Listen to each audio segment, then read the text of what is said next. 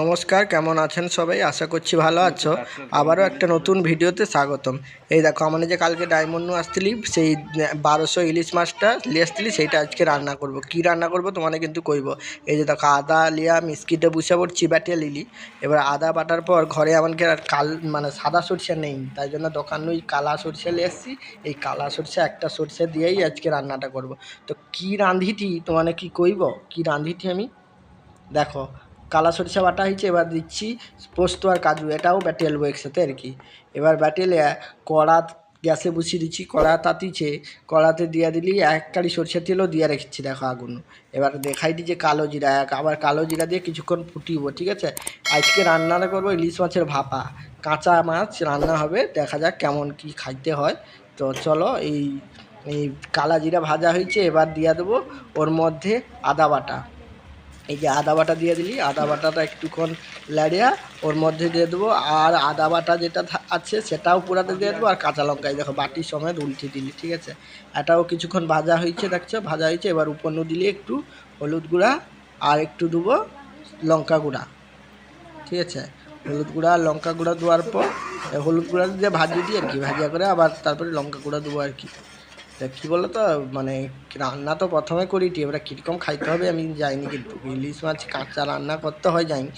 এবার কীরকম করিটি দেখা যাক কীরকম খাইতে লাগে, অনেক বড় ইলিশ মাছ তো। এবারে কীরকম, এই দেখো 1 চামচ মতন শুকলা লঙ্কার গুঁড়া লিখি, সেটাও দিয়ে দিলি। হ্যাঁ, দিয়া এবার আবার ভালো করে কষিয়ে, এবার চলছে রান্না, দেখা যাক কি হয়। কালারটা কিন্তু এখন পর্যন্ত ঠিক আসছে। হ্যাঁ, কী করব, এবার দিব সেই যে সরিষাটা বাটছিলি না, কালা সরিষাটা, সেটা তো খসা ফসাগুলো এর মধ্যে দেওয়া যাবে না, আবার রান্নায় দিলে খাইতে খারাপ লাগবে। সেই জন্য ছেঁকনিতে সেই ইলিশ মাছ মানে সরিষার এটা জলটা বার করে লিখলি, সেই জলটা দিয়ে দিলি, আর দিলি লবণ, লবণটা স্বাদ মতন দিয়ে দিলি। এবার দিলি সেই যে কাজু আর পোস্তটা বাটে রাখলি না, সেটাও দিয়ে দিলি। এবার দিয়া এবার ভালো করে সব মিশিয়ে লিয়া, এবার যে কাঁচা দেখো, আমি আমার অবস্থাটা দেখাচ্ছি দেখো, রান্না করে করে ছেলেটার অবস্থা খারাপ হয়ে গেল গো বাবা। এই দেখো এবার হয়েছে। এবার কাঁচা মাছগুলা, যে মাছগুলা কাটা থাইলো, এই দেখো সব মাছগুলাকে পিস করছি, পেটি গাদা করে পিস করতে হয়েছে, কারণ বড় মাছটা তো বড় থাইলো, এই জন্য কী করবো, পেটি গাদা করে করছি। এবার দেখো ঝোলটা ফুটিছে মোটামুটি, দেখতে পাচ্ছ ঝোলটার ফুট উঠছে। এবার এক এক করে সব মাছগুলা ভালো করে ওর মধ্যে চুবি দিতে হবে, নাহলে নুন তেল ঝাল ঢুকবে নি, আবার গাল দিবে, ঠিক আছে। তাহলে লাও, চুবি দিচ্ছে, আর চুবি দেওয়া করে একটুক্ষণ ঢাকা দিচ্ছি, মানে মাছটা যাতে সিদ্ধ হয়, নাহলে কাঁচা মাছ তো, আবার কাঁচা এলে আবার রক্ত বাড়িবে মাছ। রান্নাটা মোটামুটি দেখো ফুটে ফুটে হয়েছে, কিন্তু জলটা বেশি পড়েছে গাইছা, জলটা অনেকটা পড়েছে, এবার জলটা মারতে হবে। তো চলো জলটা ফুটে ফুটে মরুক। এই দেখো মোটামুটি আমার রান্না হয়েছে, আরও মানে কাঁচা লঙ্কা আরও থাইলো, তাতেও দিয়ে দিচ্ছি, সবগুলা দিয়ে দিচ্ছি কাঁচা লঙ্কা। এবার মোটামুটি বলে রান্না হয়েছে, উপন্য আরেকটু সরিষা তেল দিয়ে দিলি, কাঁচা সরিষা তেল দিয়া টেস্ট করে দেখি নুন ঝাল সব ঠিক আছে। তো এখন ইলিশ মাছের রান্না হয়েছে, এই দেখো সব লোককে খাইতে দিয়ে দিচ্ছি। এই দেখো কী কী রান্না হয়েছে দেখো, চিংড়ি মাছ দিয়া বটবটি, শাক ভাজা, কচু শাক ভাতে, ট্যাংরা মাছ ভাজা, তারপরে ইলিশ মাছের ভাপা, আবার ওইদিকে হচ্ছে গিয়া কী বলে ওই নদীর মাছের ঝাল। এবার বিকালবেলা মানে একটু ঘুরতে আসি, ওই ফেরিঘাট ব্রিজ হয় না, ওই ফেরিঘাট ব্রিজ কে কে চেনো তো মানে কইব তো। আমাদের ফেরিঘাট ব্রিজে বিকালবেলা ঘুরতে আসছিল, ওখানে চা পকোড়া আরও খাচ্ছে ওরা। আমি এখন এইখানটায় দেখছি নদীতে করে কতগুলা মাছ দেখা যাচ্ছে, দেখ এই জন্য মাছগুলা দেখিয়ে দিই আর কি।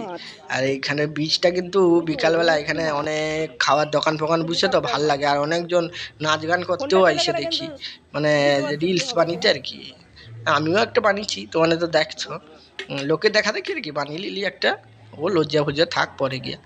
হ্যাঁ, এই তো দেখো নদীটা, এটা কিন্তু অনেক গভীর এই নদীটা। এই দেখো মানে সব লোক আছি, এরা আমাকে কেমন লাগছে একটু কইব তো। এই দেখো আমি ভালো লাগছে আমাকে, আমি আজকে এই ড্রেসটা পরে যাইছিলি।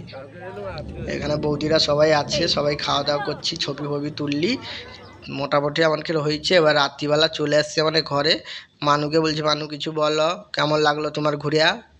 ও তো কিছু বলেনি, লজ্জা পাইছে। তো এই যে আমরা অনেক কষ্ট করে ঘোরাফেরা হইলো, খাওয়া দাওয়া হইলো, সমস্ত কিছু খুব আনন্দ করলি। তারপরে বিকালে এনে বলে কি খাবো, এই জন্য আমানে বলি সারাদিন আমানে রান্না করছে, অনেক কষ্ট হয়েছে, এবারে তোমার পকোড়া ভাজছে, এরা আমাদের চিলি চিকেন করে খাওয়াবে আজকে। কি কাউঠা কি কাউঠা তা চলো চিলি চিকেনটা যখন হবে কীরকম করে তোমাকে দেখাই দি দাঁড়াও।